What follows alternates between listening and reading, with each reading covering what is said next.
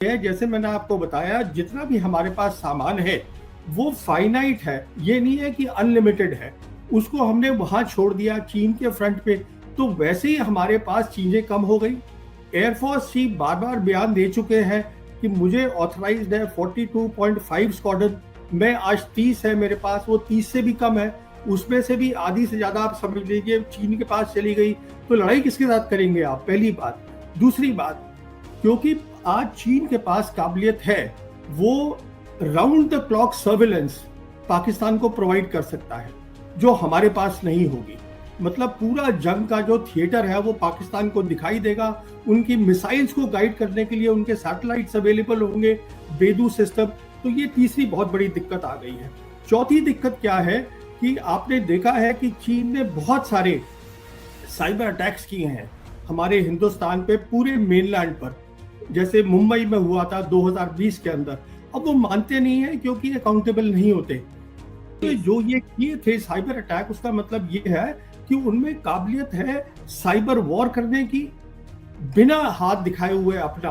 और पूरे हमारे देश में हमारे एटीसीज हैं, हमारी रेलवेज है, पावर स्टेशन है, हमारे बैंक्स हैं, एटीएम्स हैं, इन सबको वो बिल्कुल जाम कर सकते हैं। अच्छा, और लास्ट बात जो बहुत इंपॉर्टेंट है, देखिए जंग जब होती है हिंदुस्तान पाकिस्तान की, तो कितना आपके पास सामान है, because this is a war of attrition that matters. इसलिए जरूरी चीज ये होती है कि उनके पास जरिया है आज कि रेगुलर सप्लाई आती रहेगी चीन से, हमारे पास नहीं है। तो जब आप ये सारी बातों को ध्यान में रखेंगे तो ये बात बिल्कुल क्लियर हो जाती है कि हमारी जंग की तैयारी नहीं है। देखिए मैं आपको बताता हूँ, दो बातें बिल्कुल क्लियर करता हूँ। पहली बात है, अभी तक जो मैं बोल रहा था, इसमें चीन को हमसे लड़ाई करने की जरूरत नहीं है। चीन को सिर्फ अपनी वो क्षमता जो कि जैसे साइबर होती है, एंटी स्पेस कैपेबिलिटीज होती हैं, ये सब उनको देने की जरूरत है पाकिस्तान को। पाकिस्तान को ये देने की जरूरत है कि जो स्पेयर पार्ट्स है, एमुनिशन है, उसकी रेगुलर सप्लाई रहे। पाकिस्तान को ये देने की जरूरत है कि उनको पूरा जो है बैटलफील्ड दिखाई दे। तो ये सब चीजें मिल जाती हैं तो उसमें पाकिस्तान का फायदा होता है। साइबर का मतलब होता है जितनी भी आज डिजिटाइजेशन हुई है, मतलब कंप्यूटर लगे हैं। आज हम देखिए हिंदुस्तान में कंप्यूटर हमारे फाइनेंशियल, हमारे बैंकों में लगे हैं, हमारे पावर स्टेशन में लगे हैं, हमारे एटीसी पे लगे हैं, हमारी ट्रेन के वहां पर भी कंट्रोल होता है। उन सबको जाम कर सकते हैं, वो चाइना के पास आज ताकत है। दूसरी बात, चाइना जो है, जो इंटरनेट आता है हिंदुस्तान के अंदर, ये सब अंडर सी केबल्स होती हैं। आज उनके पास वो वेसल्स है, वो जहाज है जो हमारे पास नहीं है, जिससे कि वो अंडर वाटर इंटरनेट कनेक्शंस काट सकते हैं। इसमें उनको हमसे फिजिकल लड़ाई करने की जरूरत नहीं है।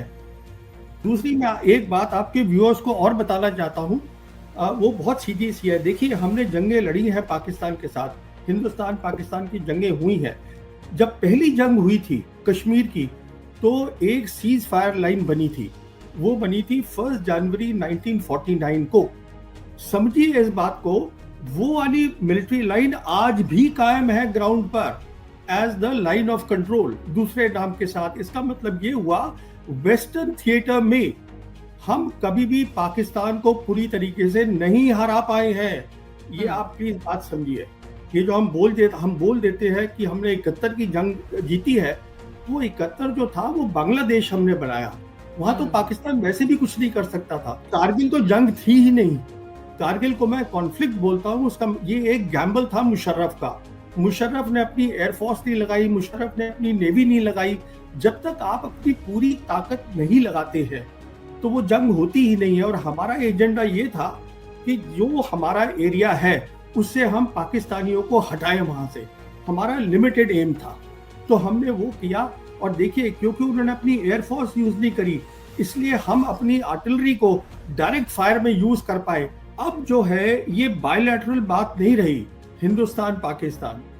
ये जो हिंदुस्तान सरकार ने, मोदी सरकार ने 5 अगस्त 2019 को ये जो 370 हटाया, 35A हटाया जम्मू और कश्मीर से, उसके बाद चाइना के सारे जो लीडर्स हैं, बड़े लीडर शी जिनपिंग से लेके नीचे तक, सब ने ये बार बार दोहराया है कि हम पाकिस्तान की जो सॉवरेनिटी है, ये संप्रभुता है, हम उसके लिए सपोर्ट देंगे। ये बहुत बड़ी बात है।